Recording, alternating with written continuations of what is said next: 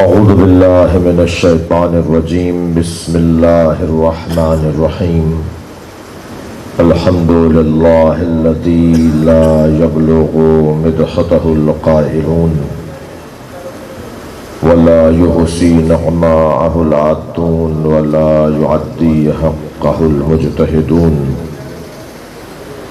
الذي ليس لصفته حد محدود ولا نعت موجود ولا وقت معدود ولا أجل ممدود، فطر الخلائق بقدرته ونشر الرياح برحمته، الصلاة والسلام على الرسول المسدد المصطفى العمجد المحمود الأحمد سيدنا ومولانا ومولى الكونين جد الحسن والحسين وعاني أبا القاسم محمد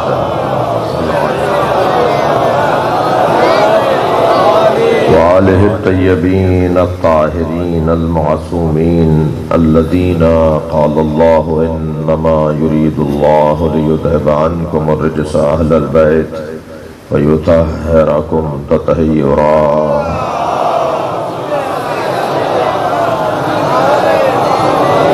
ایک روشن باب ہمیں قرآن پڑھنے کا حکم ہے، اور جب قرآن پڑھیں گے تو خود بخود اہل بیت کی عظمت روشن ہوتی چلی جائے گی۔ ہم سے کوئی یہ نہ کہے کہ تم ہر جگہ ہر بات میں علی، حسن، حسین، فاطمہ، پنجتن کی بات کیوں کرتے ہو؟ ہم پنجتن کی بات ہر بات میں اس لیے کرتے ہیں کہ ہمیں حکم خدا ہے کہ قرآن پڑھو، اور جب قرآن پڑھیں گے تو ہمیں اہل بیت کی عظمت خود بخود نصیب ہوگی۔ جب شام کے حاکم کے سامنے حضرت زید شہید کو لایا گیا، جب حجاج ابن یوسف کے سامنے حضرت زید شہید کو لایا گیا، تو حضرت زید شہید سے اس نے کہا جی آخری بات کیجئے، کچھ دیر بعد آپ کی گردن اڑائی جائے گی۔ تو حضرت زید شہید نے مولا علی کے فضائل پڑھے، تو کہنے لگا جی آخری بات میں نے آپ سے کہی تھی، اب زندگی باقی نہیں رہی۔ تو فرمانے لگے ہماری پہلی بات بھی علی ہے اور آخری بات بھی علی ہے۔ صلوات پڑھیں گے محمد و آل محمد۔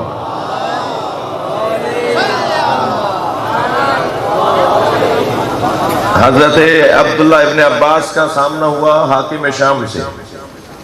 حاکم شام کہنے لگا علی رحلت کر گئے، کچھ کہو علی کے بارے میں۔ حضرت ابن عباس سے خواہش کی کہ کچھ علی کے بارے میں کہو۔ تو حضرت ابن عباس نے مولا علی کی شان میں جو قرآن کی آیتیں ہیں نا وہ پڑھنا شروع کی۔ جب آیتیں مولا علی کی شان میں پڑھتے پڑھتے وہ یہاں تک پہنچے کہ سامنے والے میں برداشت نہیں رہی، تو الجھ کے کہنے لگا کہ بس کوئی اور بات کرو۔ تو حضرت ابن عباس نے فرمایا انہانی ان تلاوت القرآن، تم مجھے قرآن پڑھنے سے روک سکتے ہو؟ صلوات اللہم صل علی محمد و آل محمد۔ توجہ کر لی؟ تو اصل بحث اور اصلی عنوان آج کی مجلس کی تمہید یہاں مکمل جانوں کہ اس آیہ کریمہ میں اللہ نے پنجتن کی عظمت کو بیان کیا ہے، اور میں ایک مجلس میں کہہ چکا ہوں کہ 24 ذی الحج 9 ہجری آیہ تطہیر نازل ہوئی، اور 25 ذی الحج 9 ہجری ایک دن کے بعد آیہ مباہلہ نازل ہوئی۔ ایک دن پہلے آیہ تطہیر، ایک دن بعد آیہ مباہلہ۔ دونوں کا آپس میں ربط یہ ہے کہ جنہیں گھر میں بتایا تھا کہ میرے پنجتن کون ہیں، انہی کو میدان میں لے جا کے دکھایا کہ میرے پنجتن یہ ہیں، تاکہ گھر والوں کو بھی پتہ رہے کہ اہل بیت کون ہے، اور باہر والوں کو بھی معلوم رہے کہ اہل بیت کون ہے۔ وہاں خبر واحد ہے، چند لوگ گواہ ہیں، یہاں پوری امت گواہ ہے۔ اللہ کا طریقہ بھی کچھ اسی طرح سے ہے۔ اللہ جنہیں منوانا چاہتا ہے ان کے لیے پھر اہتمام بھی کرتا ہے۔ یہ مجلس اس وقت پرویز بھائی اور ان کی ٹیم کے لیے مقصد ہے نا، مقصد مجلس مقصد ہے، تو جو چیز مقصد ہوتی ہے نا پھر اس کے لیے انتظام بھی کیا جاتا ہے۔ اس کے لیے پھر فرش بچھایا جائے گا، مائک لگایا جائے گا، ساؤنڈ کے دوستوں کو بلایا جائے گا، کیمرہ مینوں کو بلایا جائے گا، پنکھوں کا انتظام ہو گیا، یہ کیا جائے گا، اہتمام اور انتظام، لائٹوں کا انتظام کیا جائے گا، باہر ایل ای ڈی لگی ہوئی ہے اس کا انتظام کیا جائے گا۔ اگر کوئی چیز مطلب اور مقصد ہوتی ہے نا تو پھر اس کے لیے انتظام ہوتا ہے۔ اس پوری کائنات کو اللہ نے نبی اور آل نبی کے لیے بنایا ہے، تو جب ان کے لیے بنایا ہے تو پھر اس پوری کائنات تک ان کا پیغام پہنچانے کا وہ اہتمام بھی کرے گا، سجا کر چیزوں کو لے کر آئے گا۔ یہ جو قرآن کی آیتیں ہیں نا اہل بیت کی شان میں، کبھی کہا فَاسْأَلُوا أَهْلَ الذِّكْرِ إِن كُنتُمْ لَا تَعْلَمُونَ، پوچھو جاننے والوں سے اگر تم نہیں جانتے، پوچھو اہل ذکر سے۔ اب اہل ذکر سے مراد ذکر قرآن کو بھی کہا گیا ہے، قرآن کے 15 نام ہیں جن میں سے ایک نام ذکر ہے۔ پوچھو قرآن والوں سے جو قرآن کا علم جانتے ہیں، ان سے پوچھو اگر تم نہیں جانتے، اور ذکر سے مراد علم بھی ہے، پوچھو اہل علم سے اگر تم نہیں جانتے۔ تو تم جو نہیں جانتے وہ یہ سب جانتے ہیں، تب تو مطلق دعوت ہوگی۔ توجہ ہے؟ یہ جو مطلق دعوت ہے نا کہ پوچھ لو ان سے جو تم نہیں جانتے، تو پھر انہیں وہ سب پتہ ہونا چاہیے جو پوچھا جا سکتا ہے۔ تو یہ بات کوئی نئی بات نہیں تھی جو مولا نے فرمایا سلونی قبل ان تفردونی، مجھ سے پوچھو۔ یہ پہلے قرآن کہہ چکا ہے کہ پوچھو اہل ذکر سے۔ دیکھیے علوم کی جتنی قسمیں ہیں نا، توجہ ہے، بہت کچھ ہے کہ جس کو ہم پوچھ سکتے ہیں، مگر وہ جن کو کہا جا رہا ہے جن کے کہ ان سے پوچھو، انہیں وہ سب پتہ ہونا چاہیے، تب تو یہ آیت صحیح بنے گی۔ یہ مولوی مولانا کے لیے آیت نہیں ہے، تھوڑا سا ناراض نہ ہوئیے گا۔ یہ مفتیان دین اور مجتہدین کرام کے لیے آیت نہیں ہے، بڑا احترام ہے مجتہدین کا، مراجع عظام کا، مگر یہ آیت ان کے لیے نہیں ہے، اس لیے کہ قرآن کہہ رہا ہے کہ جو نہیں جانتے پوچھو۔ تو کیا انہوں نے کبھی دعویٰ کیا ہے کہ جو تم نہیں جانتے سب بتا سکتے ہیں؟ انہوں نے کبھی یہ دعویٰ نہیں کیا جو تم نہیں جانتے وہ ہم سب بتا سکتے ہیں، صرف دعویٰ علی نے کیا ہے جو تم نہیں جانتے وہ میں بتا سکتا۔ صلوات پڑھیں محمد و آل محمد۔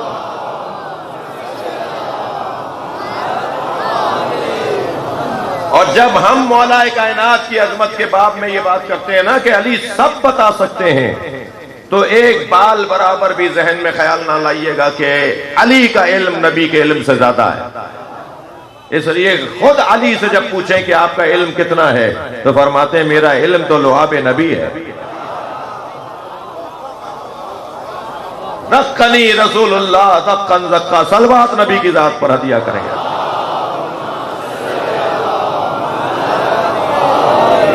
مجھے رسول اللہ نے، توجہ ہے، مجھے رسول اللہ نے علم ایسے دیا جیسے پرندہ اپنے بچے کو دانا دیتا ہے۔ جی مجھے رسول اللہ نے علم ایسے دیا جیسے پرندہ اپنے بچے کو دانا دیتا ہے۔ یہ علی کا کلام ہے، میرا اور آپ کا نہیں ہے جو ہم آئندہ ٹھیک کر لیں گے۔ یہ علی کا کلام ہے، علی بولتا ہے تو علی بولتا ہے، کلام بھی علی کا علی ہوتا ہے۔ علی کے کلام کا علی ہونا ہی تو نہج البلاغہ کہلاتا ہے۔ اور 1400 سال گزرنے کے بعد بھی کوئی نہج البلاغہ کا جواب نہیں لا سکتا۔ جی ایک مسیحی ادیب، عربی زبان کا ادیب، ایک مسیحی اسکالر، ایک ادیب کہتا ہے، توجہ ہے، جب اس سے کسی نے کلاس میں اس کے شاگردوں نے کہا کہ قرآن نے 1400 سال پہلے اعلان کیا تھا کہ اگر تم سچے ہو، جی فَأْتُوا بِسُورَةٍ مِّن مِّثْلِهِ، اگر تم سچے ہو تو پھر قرآن کی سوروں جیسا ایک سورہ، 114 سوریں ہیں، کوئی ایک سورہ لکھ کر لے آؤ قرآن کے مقابلے میں۔ غیر مسلموں کو اللہ نے دعوت دی ہے کہ اگر تم سچے ہو، میرے مخالف ہو، میرے قرآن کے مخالف ہو، میرے نبی کو نہیں مانتے ہو، یہ ایک دلیل لے لیں بچے، آپ مسلمان ہیں، آپ کے مسلمان ہونے کی حقانیت قرآن ہے اور اہل بیت کی عظمت ہے۔ میں نے اس بچے سے، ماشاءاللہ، میں نے اس بچے سے کہا تھا 2 دن پہلے کہ تم ہماری وجہ سے شیعہ نہیں ہونا، ہماری وجہ سے شیعہ ہوگے تو 2 دن بعد پلٹ جاؤ گے، ہمارا حال اچھا نہیں ہے۔ ہماری وجہ سے شیعہ نہ ہونا، علی کی وجہ سے شیعہ ہونا، امام صادق کی وجہ سے شیعہ بننا، ائمہ اہل بیت کی وجہ سے شیعہ بننا، ہماری وجہ سے نہیں بننا۔ سب سے بڑی رکاوٹ تشیع کے رستے میں خود شیعہ ہیں۔ تھوڑا سا کڑوی باتیں سن لیجیے، شیعت کی راہ میں سب سے بڑی رکاوٹ خود شیعہ ہیں۔ کوئی غیر شیعہ میں نام نہیں لیتا، خامخواہ الجھن ہو جاتی ہے، مجھے نہیں ہوتی کسی اور کو ہو جاتی ہے، الحمدللہ ہمیں کوئی الجھن نہیں ہوتی ہے۔ تو نام نہیں لے رہا، کسی کو الجھن ہو جائے گی، کسی کی نیند خراب ہو جائے گی، جی پریشان ہو جائے گا، کیا کیا بول دیا۔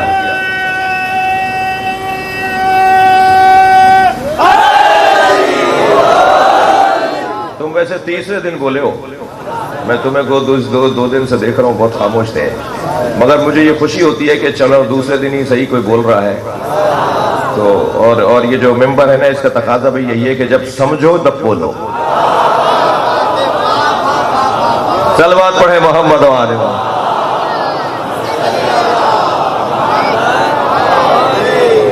آپ اس سے اچھی صلوات پڑھ سکتے ہیں، اللہم صل علی محمد و آل محمد۔ باہر والے، مسجد والے، چھت والے سب مل کے صلوات پڑھیں،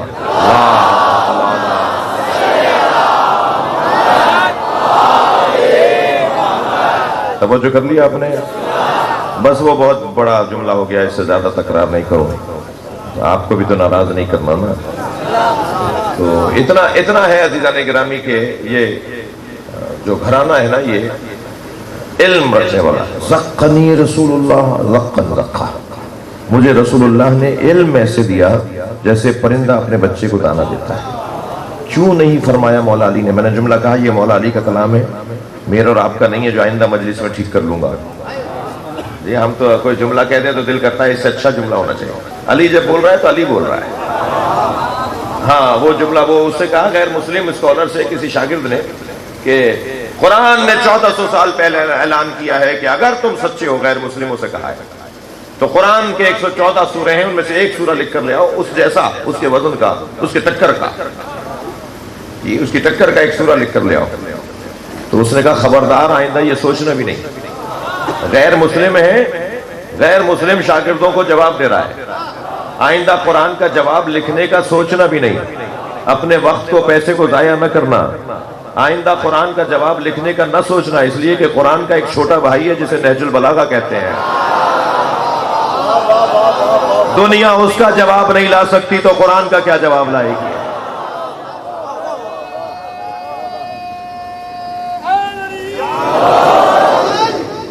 بھائی ایک مومن اور آج کل میں حق پڑھنا چاہتا ہے،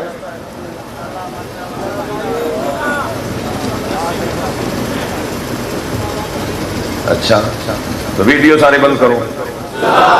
تو نبی مکرم نے اپنے اہل بیت کا تعارف کروایا، چادر کے گھر میں پنجتن کو لٹا کر گھر والوں کو بتایا کہ میرے اہل بیت ہی ہیں، اور مباہلے میں لے جا کر پوری امت کو بتایا کہ میری اہل بیت ہی ہیں۔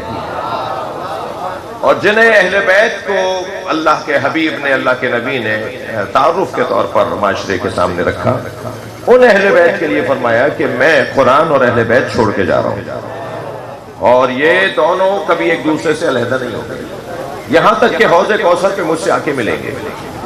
جس نبی نے کہا تھا نا کہ اللہ ہے، وہی نبی کہہ رہا ہے قرآن اور اہل بیت رہیں گے۔ تو جتنا یقین تمہیں اللہ کے ہونے پر ہے نا، اتنا ہی مہدی کے ہونے پہ بھی یقین رکھو، کیونکہ اسی نبی نے کہا ہے کہ یہ ایک ساتھ رہیں گے، علیحدہ نہیں ہوں گے، یہ ایک ساتھ جڑے رہیں گے۔ تو ہمارے درمیان وہ ہیں، قرآن ہے، مسجد میں جا کے دیکھ لیے رکھا ہوا ہے، اپنے گھر جائیے گا قرآن طاق میں رکھا ہوا ہے، صحیح ہے، ہماری گاڑیوں میں قرآن رکھا ہوا ہے، قرآن ہے۔ جب نبی نے کہا یہ علیحدہ نہیں ہوں گے تو مانو کہ پھر اہل بیت بھی ہیں۔ مجھے نظر نہیں آ رہے تو یہ دلیل نہیں ہے، مجھے بہت ساری چیزیں نظر نہیں آتی، اگر مجھے ہر چیز دیکھنے کا شوق ہوا تو شاید میرا وجود ہی نہ رہے۔ کچھ لوگوں کو اللہ دیکھنے کا شوق ہوا تھا،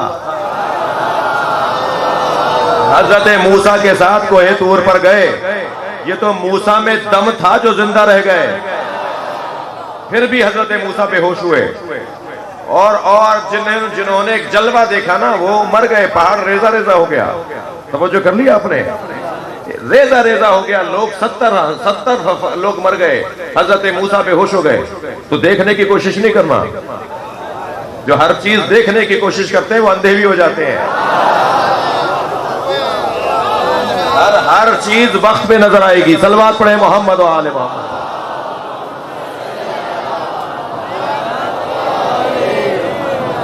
بات آگے بڑھے، وقت زیادہ ہو گیا ہے، میرے بھائیوں کی وجہ سے تھوڑا سا ہمارا 15-20 منٹ کا وقت زیادہ لگ گیا.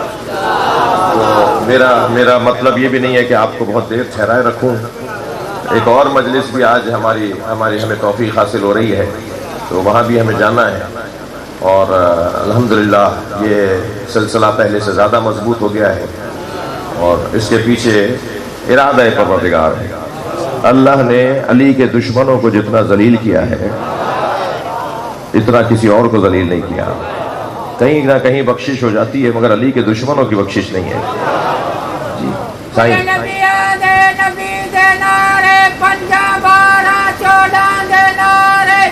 کلندر لال دینارے، لطیف سرکار دینارے، شہید کربلا دینارے، علی دا غلام مارے، سیدات مومنہ دے جگر چارے، منافقان دے پپڑ تاڑے، شمر ملان کلال تھارے.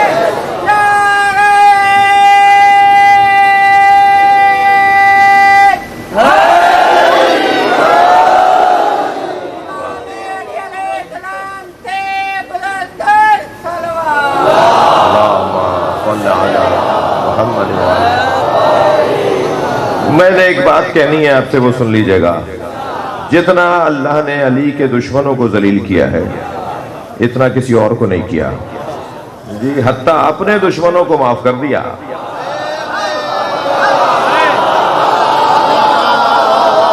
بھائی تھوڑا سا سن لیجئے کہ میں جو کہنے جا رہا ہوں. لیکن علی مولا کے دشمنوں کو معاف نہیں کیا. جی توجہ ہے؟ علی کے دشمنوں کو جو اللہ نے ذلیل کیا ہے اس کی مثال دوں. بڑی آرزو ہے بعض لوگوں کے کہ قرآن سے بات کریں، تو قرآن کی آیت پڑھ کے سناؤں گا. علی کے دشمنوں کو اللہ نے ذلیل کتنا کیا ہے. وَيُرِيدُونَ لِيُطْفِئُوا نُورَ اللَّهِ بِأَفْوَاهِهِمْ وَاللَّهُ مُتِمُّ نُورِهِ وَلَوْ كَرِهَ الْمُشْرِكُونَ. کچھ لوگوں نے اللہ کے نور کو بجھانا چاہا ہے، وہ اللہ کے نور کو بجھانا چاہتے ہیں پھونک کے ذریعے سے، اور اللہ اپنے نور کو روشن رکھے گا چاہے مشرکوں کو برا لگتا ہو. جی یہ تو پہلے تو طے کر دیا کہ اللہ کے نور کو بجھانے والے کو اللہ مشرک بولتا ہے. پھر اللہ نے یہاں یہ طے کر دیا کہ اللہ کے نور کو بجھانے والے کون ہیں؟ وہ جو اپنی پھونکوں سے نور بجھانا چاہتے ہیں. ڈالر، درہم، دینار. جی امریکہ سے اور سعودی عرب سے پیسہ آتا ہے نا، درہم و دینار، ڈالر، جتنے بھی پیسے پاکستان کے اندر آتے ہیں نا، اس نام کو مٹانے اور چھپانے کے لیے اللہ نے ساری طاقتوں کو اتنا ذلیل کیا ہے کہ انہیں پھونک بولا ہے.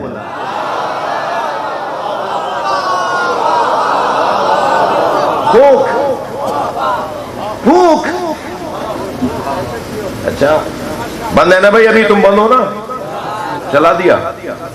ایک تو مصیبت ہی ہمارے کیمرے ہیں، ہمیں کھل کے بات ہی نہیں کرنے دیتے. بعض لوگ، جملہ کہہ رہا ہوں، بعض لوگ چراغ کو پھونک سے بجھانے کے لیے جب آگے بڑھتے ہیں نا تو چراغ بجھنے سے پہلے ان کی داڑھی جلتی ہے.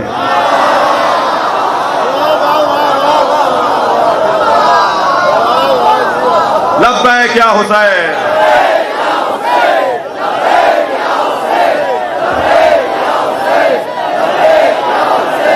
صلوات پڑھ لیں گے نبی اور آل نبی پر. اللہم صلی علی محمد و آل محمد.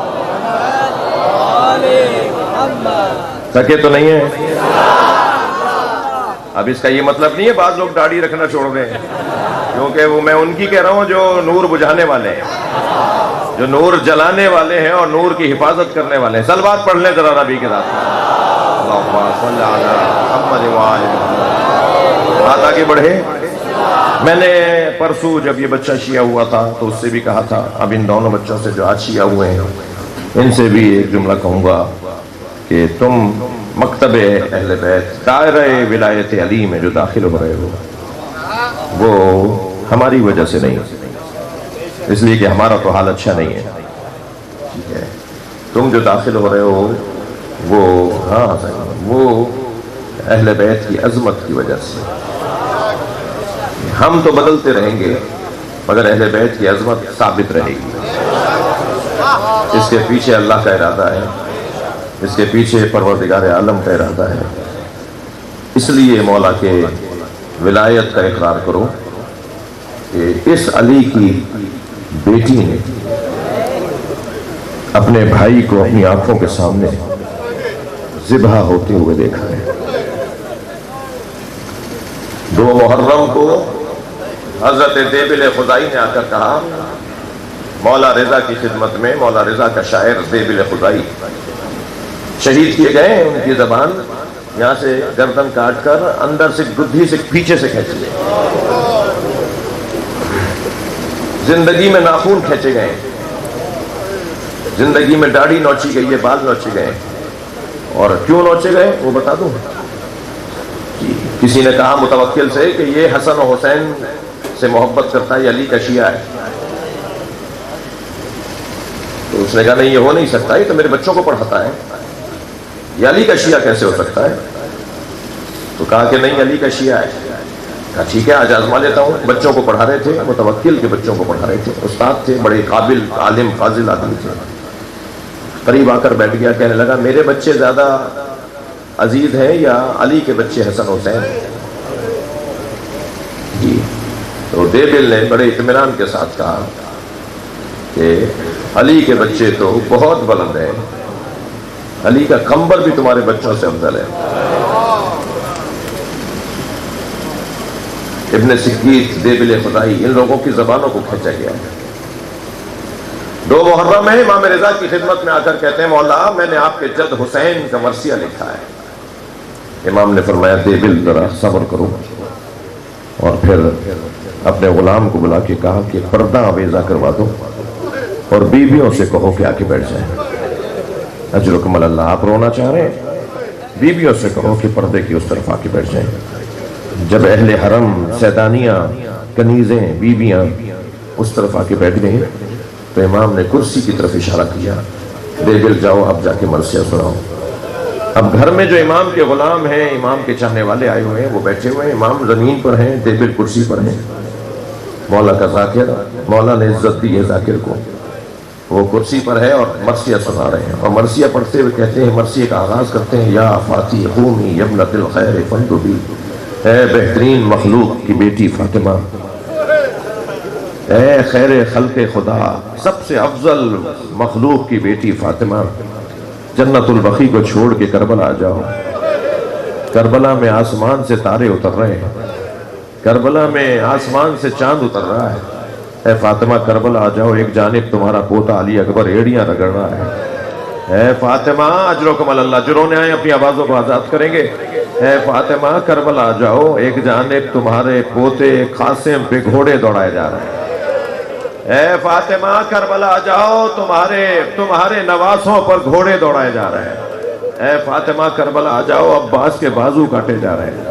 ایک ایک شہید کا حال دیبل نے 2 مصروں میں نظم کیا، اور پھر آخری مصرع کہا کہ اے فاطمہ، آخری شعر کہا، اے فاطمہ جب سب جگہ رو چکو تو ایک نشیب کربلا میں آ جانا، وہاں تمہارا حسین گھوڑے سے گرایا جا رہا ہے۔ اجرکم اللہ، اجرکم اللہ، تھکیں گے نہیں۔ میرے مولا کی آنکھوں میں آنسو آ گئے، گریا ہو رہا تھا، سارے بیٹھے ہوئے لوگ گریا کر رہے تھے کہ مرثیہ مکمل ہوا تو میرے مولا رضا نے فرمایا دیبل اس میں 2 مصرے اور بڑھا دو، اور کہو اے فاطمہ جب کربلا میں حسین کو رو چکو تو خراسان میں اپنے غریب بیٹے کی قبر پہ بھی آ جانا۔ دیبل نے آواز دے کر کہا مولا مجھے نہیں پتا کہ بی بی کے کون سے بیٹے کی قبر خراسان میں ہے۔ امام تو سامنے بیٹھے تھے نا، کہا مولا مجھے نہیں پتا کہ بی بی کے کون سے بیٹے کی قبر خراسان میں ہے۔ فرمایا دیبل مجھ رضا کو غربت میں مارا جائے گا، میرے بھائی بہن میرے ساتھ نہیں ہوں گے، میرے وطن اور خاندان کے لوگ مجھے کاندھا دینے والے نہیں ہوں گے، مجھے غربت میں تنہائی میں مار کر دفنایا جائے گا۔ میری ماں زہرا سے کہو کہ جب کربلا میں رو لیں تو تو پھر خراسان میں اپنے غریب بیٹے علی ابن موسیٰ رضا کی قبر پہ آ جائیں۔ دیبل نے اسے سجا کر 2 مصروں کو بیان کیا۔ عزادارو جیسے ہی دیبل نے یہ پڑھا نا تو کنیز پردہ ہٹا کے باہر آ گئی اور کہنے لگی دیبل خاموش ہو جاؤ، معصومہ قوم بے ہوش ہو گئی ہیں۔ اجرکم اللہ۔ جناب معصومہ سے برداشت نہیں ہوا، اپنے بھائی کی غربت میں شہادت جناب معصومہ سے برداشت نہیں ہوئی۔ میں اس سارے مجمع کو جناب معصومہ کی خدمت میں حاضری دلواؤں، بی بی کے آگے ہاتھ جوڑ کر کہوں بی بی آپ سے ابھی خبر شہادت برداشت نہیں ہوئی؟ سلام ہو زینب کبریٰ پر۔ 70 قدم کے فاصلے سے کھڑی دیکھتی رہی، بھائی پر خنجر چلتا رہا۔ عزادارو کبھی دائیں جاتی تھی کبھی بائیں جاتی تھی۔ عرب کا دستور یہ تھا کہ اگر عرب کی عورت کوئی باہر نکل کر اپنے دونوں ہاتھ سر پہ رکھ کے کھڑی ہو جائے تو گزرنے والے سمجھ جاتے تھے کہ اس کی کوئی حاجت ہے، یہ کچھ چاہتی ہے۔ جناب زینب نے کئی مرتبہ سر پہ ہاتھ رکھا، پھر جگہ بدل کر گئیں، پھر سر پہ ہاتھ رکھا، مگر کسی نے یہ نہیں کہا کہ علی کی بیٹی کو کیا چاہیے۔ اور پھر میری بیوی کی مظلومیت دیکھیے کہ پسر ساتھ کو آواز لگا کے کہا دیکھ رہا ہے میرا بھائی مارا جا رہا ہے، میرے بھائی کو بچا لے۔ لیکن کسی نے زینب کی بات کو نہیں سنا اور خنجر چلتا رہا۔ آپ رو رہے ہیں عزادارو، کربلا میں 9 جگہ قیامت آ رہی تھی۔ اتنا بڑا ظلم ہوا تھا کہ 9 جگہ قیامت آ رہی تھی، مگر جس پر مصیبت ہوتی تھی نا اس کا وارث سجدے میں سر رکھ کے قیامت کو روک دیتا۔ جس پر مصیبت آ رہی ہے وہ اللہ سے کہہ رہا ہے میں راضی ہوں، پھر اللہ قیامت کو روک دیتا تھا۔ کہتے ہیں نا ہمارے بچے پوچھتے ہیں کہ یہ اتنا بڑا ظلم ہو گیا، قیامت کیوں نہیں آئی؟ قیامت آتی تھی مگر جس پر مصیبت آتی تھی نا وہ کہتا تھا شکرن للہ، یا اللہ میں تو راضی ہوں، تو یہ سیاہ یہ زلزلے نہ بیچ، یہ پہاڑوں میں سے رونے کی آوازیں نہ کر، میں خود راضی ہوں تیری رضا پر۔ جب جناب امام حسین کے گلے پہ خنجر چل رہا تھا نا اس وقت سیاہ آندھیاں چل رہی تھی، زمین کربلا کو زلزلہ آ رہا تھا۔ یہ وہی آثار تھے جو قیامت کے آثار ہیں۔ جیسے ہی وارث کو جا کر جناب زینب نے اٹھایا نا، زین العابدین اٹھو یہ آندھی کیسی ہے، تو پہلے تو آندھی کو دیکھا، زلزلے کو دیکھا تو کہا شکر للہ، یا اللہ تو نے ہم سے امتحان لیا ہے، تیرا شکر ہے۔ اور پھر فرمایا پھوپھی اماں خیمے کا پردہ ہٹائیے۔ اب جو خیمے کا پردہ ہٹا تو حسین کا سر نیزے پہ بلند ہو رہا تھا، وہیں سے آواز دے کر کہا السلام علیکہ یا ابا عبداللہ، اے حجت خدا تم پہ میرا سلام ہو۔ گریہ ہو گیا، مجلس ہو گئی، میرا دل کر رہا ہے کہ ایک منزل اور آگے آ جائیے۔